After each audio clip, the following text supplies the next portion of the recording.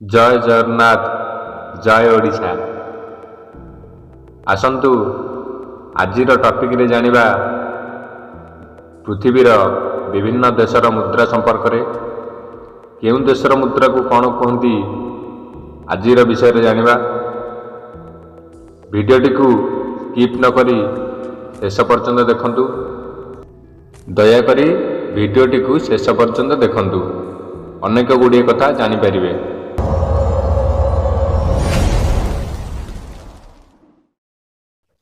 चलतु जीवाबे टॉपिक उपरकू। देश है ऑस्ट्रेलिया, मुद्रा है ऑस्ट्रेलियन डॉलर। बांग्लादेश रोचे टाका, बेल्जियम रोचे यूरो, ब्रिटेन रोचे पाउंड। परवर्ती जीवा बर्मा देश रोचे कैट, कनाडा रोचे कनाडियन डॉलर, जर्मनी रो यूरो, ईरान रो रियाल।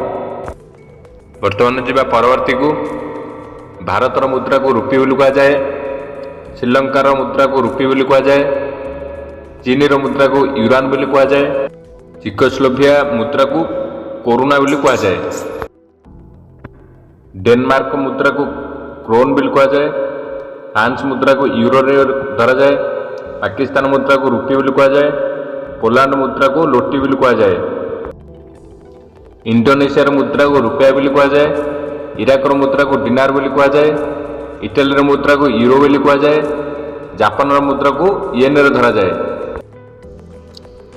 मेक्सिको मुद्रा को पेसो बोली कह जाए, नेदरलैंड मुद्रा को यूरो बोली कह जाए, स्पेन मुद्रा को यूरो बोली कह जाए, स्वीडन मुद्रा को स्वीडिश क्रोन बोली कह जाए, स्विट्जरलैंड मुद्रा को स्विस फ्रांक कह जाए, तुर्की मुद्रा को लीरा बोली कह जाए, रूसिया मुद्रा को रूबल बोली कह जाए, दक्षिण आफ्रिका मुद्रा को रैंड बोली कह जाए।